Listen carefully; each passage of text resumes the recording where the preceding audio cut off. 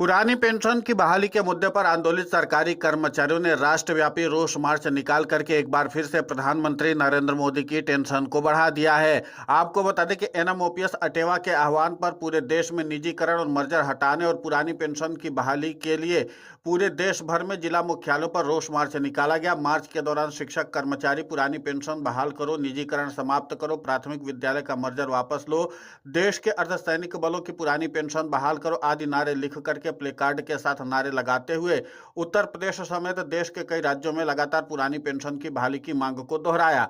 मार्च के बाद जिलाधिकारी के माध्यम से मुख्यमंत्री प्रधानमंत्री को संबोधित करते हुए ज्ञापन सौंपा और सरकार से निजीकरण और मर्जर हटाने और पुरानी पेंशन की बहाली करने की मांग की। लखनऊ में स्वर्गीय बीएन सिंह की प्रतिमा से शहीद स्मारक तक रोष मार्च निकालकर सरकार से निजीकरण समाप्त करने और मर्जर हटाने के साथ साथ पुरानी पेंशन की बहाली की मांग की गई। रोष मार्च का नेतृत्व विभिन्न कर्मचारी व शिक्षक नेताओं की उपस्थिति में अटेवा एनएमओपीएस के अध्यक्ष विजय कुमार बंधु ने किया। इस अवसर पर विजय कुमार बंधु ने कहा कि सरकार लगातार सरकारी संस्थाओं का निजीकरण कर बेरोजगारी को बढ़ावा दे रही है, इसलिए सरकार निजीकरण समाप्त करे और शिक्षक और कर्मचारियों की पुरानी पेंशन बहाल करे। महामंत्री डॉक्टर नीरज पति त्रिपाठी ने कहा कि सरकार मर्जर को खत्म करे। मर्जर से गांव के गरीब बच्चों को शिक्षा प्राप्त करने में कठिनाई का सामना करना पड़ रहा है। चिकित्सा स्वास्थ्य महासंघ के प्रधान सचिव अशोक कुमार ने कहा कि निजीकरण बढ़ने के कारण अब जनता को इलाज कराने में काफी धन खर्च करना पड़ रहा है। रेलवे के अमरीक सिंह ने कहा कि सरकार लगातार रेलवे में आउटसोर्सिंग और निजीकरण को बढ़ावा दे रही, जिससे जनता पर भार बढ़ रहा है। लोक निर्माण विभाग के वरिष्ठ नेता भारत सिंह और लखनऊ विश्वविद्यालय संबंध महाविद्यालय शिक्षक संघ के अध्यक्ष मनोज पांडे ने कहा कि लगातार बढ़ रहे निजीकरण से सरकारी पदों को समाप्त किया जा रहा है और आउटसोर्सिंग को बढ़ावा दिया जा रहा है, जो कि उचित नहीं। पंचायती राज ग्रामीण सफाई कर्मचारी संघ के महामंत्री रामेंद्र श्रीवास्तव, पीजीआई की लता सचान ने कहा कि आज अटेवा ही एकमात्र संगठन है जो एनपीएस समाप्ति की लड़ाई मजबूती से लड़ रहा है। प्रदेश मीडिया प्रभारी डॉक्टर राजेश कुमार ने कहा कि सरकार यूपीएस एनपीएस समाप्त कर पुरानी पेंशन की बहाल कर शिक्षकों और कर्मचारियों समेत देश की रक्षा करे, अर्धसैनिक बलों की बुढ़ापे की लाठी को मजबूत करे। इसके बाद मुख्यमंत्री और प्रधानमंत्री को संबोधित किया हुआ ज्ञापन दिया गया। मार्च में मुख्य रूप से विक्रमादित्य मौर्य, डॉक्टर रमेश चंद्र त्रिपाठी, नरेंद्र कुमार यादव, रविंद्र वर्मा, सुनील वर्मा, डॉक्टर अंशु केडिया, सोहनलाल वर्मा, विजय कुमार विश्वास, सुरेंद्र प्रसाद, सुनील यादव, नीलमणि नरसिंह यादव, शैलेंद्र रावत, रजत प्रहरी, राकेश वर्मा, विवेक धीरेन्द्र शर्मा, विजय कुमार विश्वास, राकेश कुमार, महेंद्र पांडे समेत अन्य गणमान्य उपस्थित है। तो कुल मिलाकर के यह कि पुरानी पेंशन की बहाली के मुद्दे पर आंदोलित सरकारी कर्मचारी एक बार फिर से राष्ट्रव्यापी रोष मार्च निकाल करके केंद्र की मोदी सरकार के खिलाफ बिगुल फूंक दिया है। इसी के साथ पुरानी पेंशन की बहाली का मुद्दा एक बार फिर से देश की संसद में भी गूंज चुका है। राज्यसभा में आम आदमी पार्टी के कद्दावर नेता और सांसद संजय सिंह ने पुरजोर तरीके से उठाया इस मुद्दे को, और संजय सिंह ने पुरानी पेंशन की बहाली के मुद्दे को उठाने के साथ ही साथ केंद्र की मोदी सरकार को चुनौती भी पेश की थी।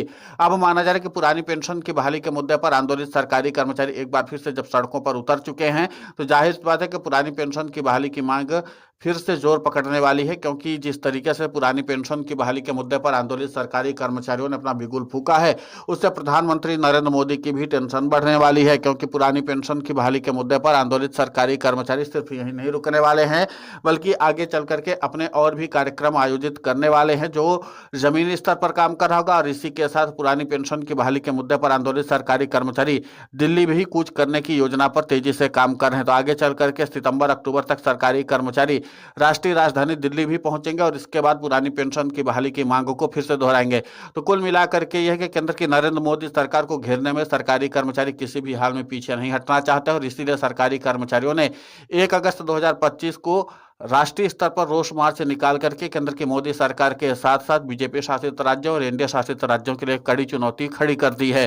क्योंकि अगर पुरानी पेंशन की बहाली नहीं होगी तो सरकारी कर्मचारियों का, खासकर एनएमओपीएस और अटेवा का एक ही नारा है कि अगर पुरानी पेंशन की बहाली नहीं होगी तो वोट की चोट जरूर होगी। और पुरानी पेंशन की बहाली के मुद्दे पर आंदोलित सरकारी कर्मचारी वोट की चोट के जरिए भी सत्ता परिवर्तन करने का मादा रखते हैं, और कई राज्यों में पुरानी पेंशन की बहाली के मुद्दे पर आंदोलित सरकारी कर्मचारियों ने ऐसा करिश्मा दिखाया है। आपको बता दें कि हिमाचल प्रदेश हो या फिर कर्नाटक, तेलंगाना हो या और कई राज्य जहां पर पुरानी पेंशन की बहाली के मुद्दे पर आंदोलित सरकारी कर्मचारियों ने जबरदस्त तरीके से सत्ता परिवर्तन करने में अहम भूमिका निभाई थी।